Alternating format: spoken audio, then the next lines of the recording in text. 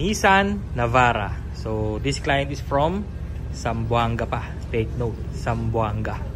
Alright, so nagpa-install sila ng push start system natin version 2 with mobile application na kasama this per month. So nakapromo tayo, almost 7.5 yung discount nyo this per month. So medyo paubos na yung stocks ko.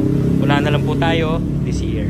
Alright, so remote start na natin yung kotse. Press 3 times lang sa lock button. 1, 2, then 3. Start na yan.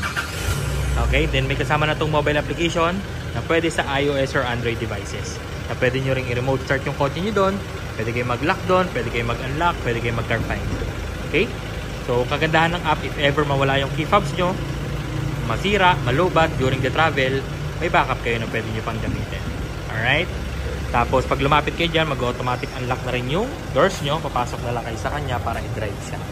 So, maganda nito, if ever nasa loob pa kayo ng bahay, start nyo na remotely yung kotse nyo para paglabas nyo ng bahay, malamig na. Mainit na yung kotse nyo pala. Papaandarin nyo na lang. Okay? Then, dito natin nilagay yung button sa abang. Yan. Yung itsura niya. Pag aksidente na pindot, hindi mamamatay yung kotse. Yan. Kahit po maghapon, magdamag kayo magpipindot dyan, hindi siya mamamatay. Okay? Tapos, pag tumapak kayo ng brake, kahit hindi pa kayo maalis, auto-lock lahat ng doors. And then, even naka-andar, pwede ka mag-unlock. Pwede ka mag-lock sa key fob. So, for example, may bibiling ka lang saglit sa mga 7-Eleven. May kakausapin ka saglit sa labas. May ibababa ka saglit na gamit. Iwan mo na naka-under yung kotse mo, ilock mo sa labas, magagawa mo. Kasi sa stock system, hindi pwede yun. Kailangan nyo papatayin yung makina nyo para ma-lock siya from the outside. Pagbalik nyo, unlock, pasok sa loob, ilock mo uli, safe ka na. Alright? Again, hindi pwede ito sa stock. Dito lang sa amin. Alright? Or kapag nagpakalit ka ng mga aftermarket alarm system, nadala mo yung isa pang remote. Alright? So ito yung kagandahan ng isa sa mga kagandahan kapag nagpapakabit ka ng push start system. Alright? Bukod sa nare-remote start ng kotse mo. And then yun, automatic transmission, park lagi, tsaka handbrake. Kasi kapag naka-drive kayo or naka-reverse, hindi siya mapapa-start.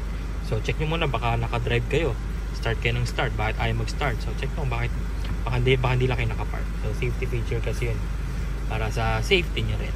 Alright?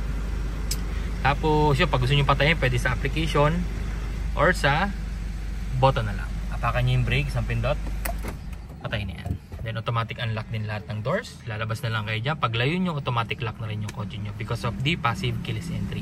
Then kapag lumapit kayo uli, mag-automatic unlock naman siya. Again, because of the passive keyless entry. And then that feature naman can be disabled anytime you want. Sa remote lang siya ginagawa. May combination lang. And we'll teach you naman dito sa shop kung paano. Alright? Then yan yung itsura ng button natin kapag nakapatay siya block. Then yung dating yung susihan, nakatakip na po. Okay? Then without stepping sa brake, unang pindot, accessories. Gagana na yung mga dashcam nyo. Pangalawa, bubukas yung cluster.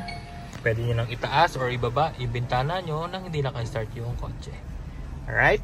Then pangatlong pindot, patay. So para lang siyang typical push start button ng kasa. Alright? Same function but medyo advanced lang dun sa atin. Okay? Pag gustong start, apak sa brake, isang pindot, start na agad yan. Alright, so napaka-basic lang gamitin. 2 years warranty, guaranteed clean wirings, quality insulation, and then free back to zero fumigation pa after the installation. So again, this client is from Zamboanga pa. Thank you so much sir sa pagdayo. No? Maraming salamat po sa tiwala at suporta nyong binigay sa amin. Alright, so maraming salamat. Paubos na yung stocks ko. Paunahan na lang po. Bye!